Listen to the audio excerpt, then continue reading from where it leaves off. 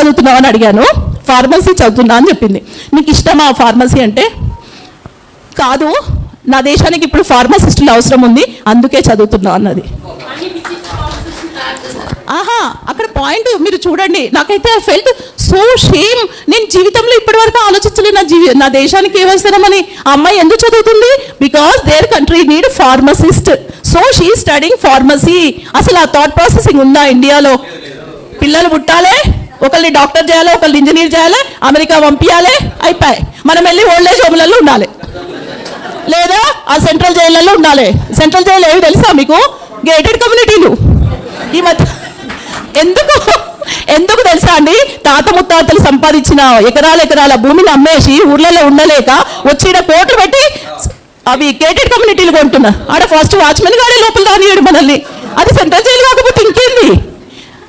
I feel it. అసలు అనిపిస్తుంది